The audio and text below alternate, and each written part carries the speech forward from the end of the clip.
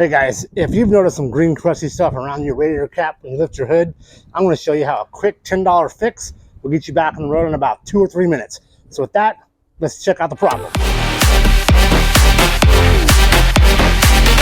So if you come out to your vehicle and you notice all this green gunk around your radiator cap, well, that's a sure sign that this cap needs to be replaced. And that's super easy. You can buy these for cheap at any auto parts store. Even I think Walmart carries them, Amazon does. So we're working on our 2008 Nissan Titan. If you have a Titan, I'm going to leave a link down below where you can get one of these off of Amazon. To replace it's pretty easy. Make sure the engine is cold. So do it in the morning. Come out here and just, all you got to do is twist this off like that. Take it off.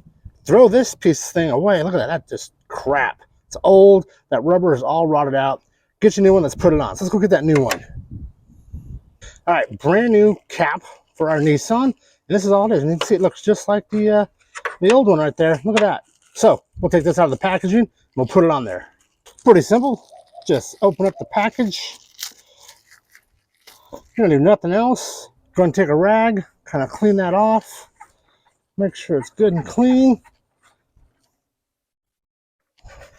If you need to, you can spray some stuff on there to get it off, but you're just looking to get it nice and clean because the problem is right up in here. Take the new one, line up the holes or the notches, push down on it and twist it, and you will feel it catch and lock down, and you're done. Problem solved. All right, guys, if you like this tip, please give me a thumbs up. If you're not a subscriber already, hit that subscribe button. If you're a Nissan Titan owner, hit that subscribe and follow along. We have tons of DIY videos for Nissan owners. So with that, have a good night, guys, and I'll see you next time on another Titan Tuesday.